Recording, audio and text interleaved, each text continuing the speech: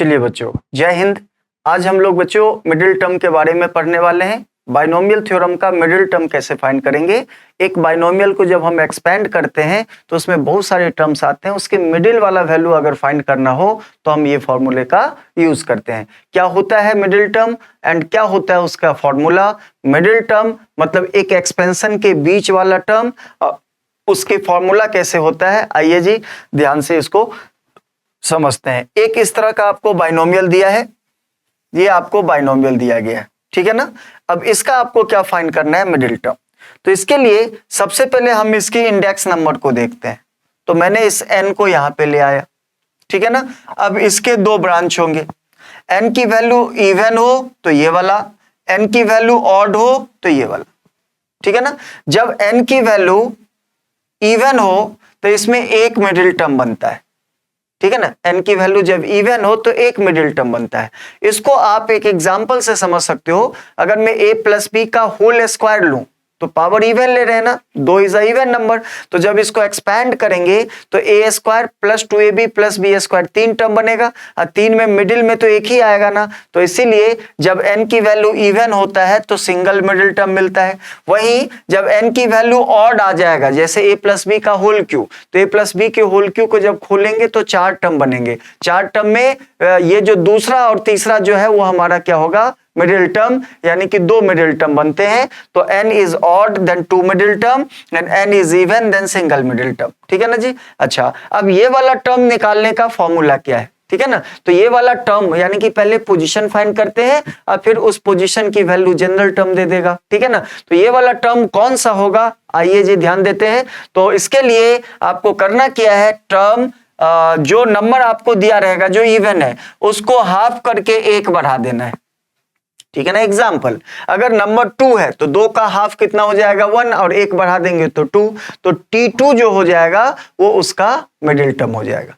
आगे समझ में। अगर यहां पे इवन मतलब 4 दे दे, a प्लस बी के होल पावर 4, तो यहां पे 4 रख देंगे, 4/2 कितना, 2, 2 + 1 इज 3, यानी कि T3 जो होगा थर्ड टर्म उसका क्या होगा, मिडिल टर्म। अगर यहां पे 50 दे दे तो 50/2 25 + 1 26 टर्म उसका क्या हो जाएगा, मिडिल टर्म। आगे समझ में। अच्छा, ऑड के लिए कितने टर्म होते हैं, 2 मिडिल टर्म।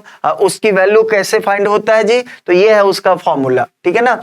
क्या जो नंबर आपको दिया रहेगा वो नंबर यहां सेट कर देना, 1 बढ़ा के हाफ कर देना, ठीक है ना। तो 2 मिडिल टर्म में से पहला होता है n + 1/2, दूसरा होता है n + 3/2। आगे समझ में, n + 1/2 और n + 3/2, और इस पोजीशन की वैल्यू जनरल टर्म से निकाल लेते हैं, ठीक है ना। आगे समझ में। तो फिर से एक बार कंक्लूड करते हैं, इंडेक्स नंबर अगर इवन हो तो एक मिडिल टर्म उसका पोजीशन ये हो जाएगा, वो कौन सा टर्म होगा, है ना, Tn/2 + 1 ये वाला टर्म होगा।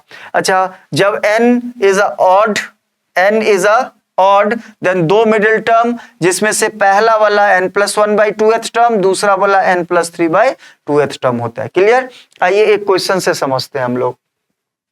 इन दोनों का हमें क्या फाइंड करना है, मिडिल टर्म, इसका और इसका। तो सबसे पहले पावर देखो, इसका पावर क्या है, ऑड, इसका पावर क्या है, इवन। तो इसमें ऑड वाले में कितने मिडिल टर्म आते हैं, ऑड वाले में 2 मिडिल टर्म आएगा, ऑड वाले में 2, एंड इवन वाले में कितने मिडिल टर्म आएगा, 1, ठीक है ना। अच्छा, तो इसका फॉर्मूला क्या होता है ऑड वाले का, कि 1 बढ़ा के 2 से डिवाइड कर दो, तो ये हो जाएगा 16/2, दैट मीन्स कौन सा, T8, यानी 8वां टर्म, और इसमें 1 बढ़ा दो यानी कि 9वां टर्म, ठीक है जी।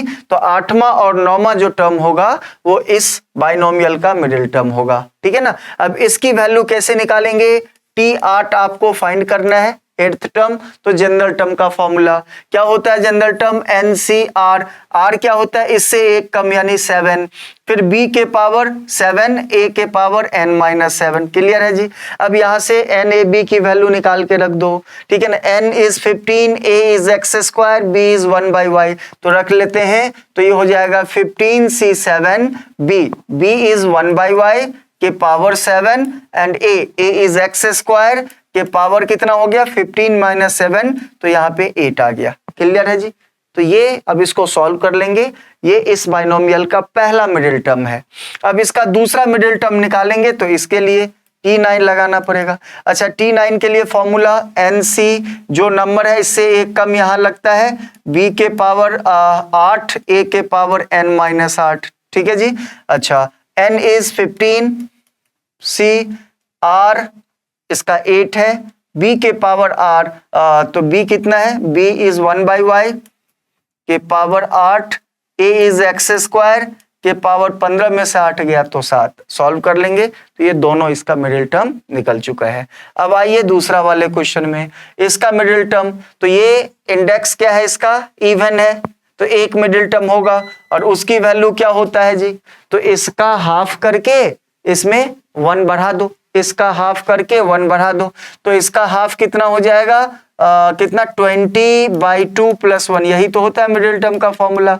तो ये हो जाएगी जी 20/2 यानी 10 + 1 = 11, तो T11 जो है 11th टर्म इसका मिडिल टर्म होगा, और इस टर्म की वैल्यू हम लोग जनरल टर्म लगा के फाइंड करते हैं NC, ये इस नंबर से एक कम यहाँ पे, फिर B के पावर 10, A के पावर n-10, अच्छा n की वैल्यू 20 है तो 20C10, B की वैल्यू 1/y² है, इसमें का होल पावर कितना 10, और A की वैल्यू x² है का होल पावर n यानी 20 - 10।